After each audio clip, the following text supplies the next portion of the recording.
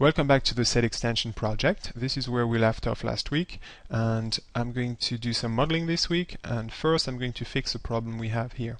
Let's go to this view, which shows us the perspective and the outliner.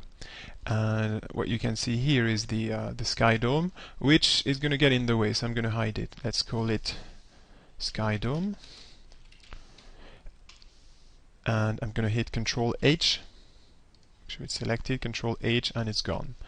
Now we could just frame on this, or what we're going to do is we're going to go to the match camera, because I want to look at this scene from here.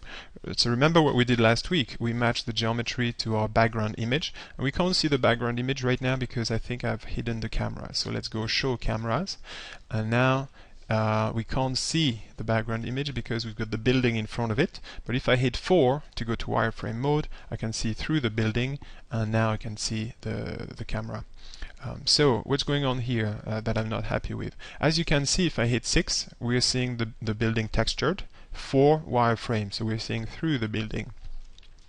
And as I do this, you can see it's not, see the tree here? I know it's very blurry, it's hard to say, but look at this part. It doesn't look like it's actually matching pretty well. So there's one bit I didn't do properly last week. It's with the camera, the texture projection on this building. So we're going to fix this. It's a very trivial problem. So let's select this building and then right click and go Material Attributes. And so that's the material, that's the color, and for the color we have projected a texture. We have projected it as a perspective using the match camera perspective, but for the film gate it's not working quite right. So instead of fill, we're going to use, let's use vertical, and now we've got a better alignment. So now if I go between 4 and 6, you can see it's looking good.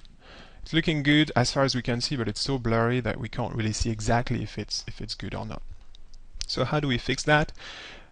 We are in high quality rendering. If you're in default quality rendering, it's even worse. It should look something like that, so you can't tell anything.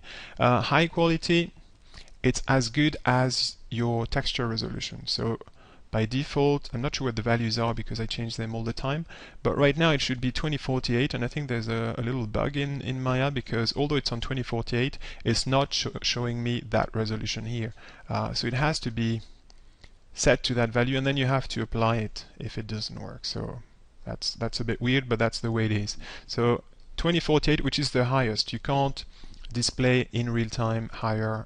Maya's not going to let you display higher resolution texture. This is already quite demanding. 2K textures are significant, and before you hit apply with a value that big, you really need to save your scene, because the result of this is going to depend on how good your graphics card is. So this is where you're going to put your graphics card to the test. Okay, so be careful, save your scene, because what I'm about to do might cause a crash, okay, on your machine.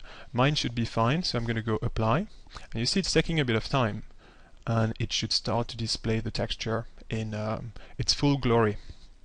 Not quite its full glory, because actually this texture, this image is more than 2048 by 2048, but still it's quite high resolution here.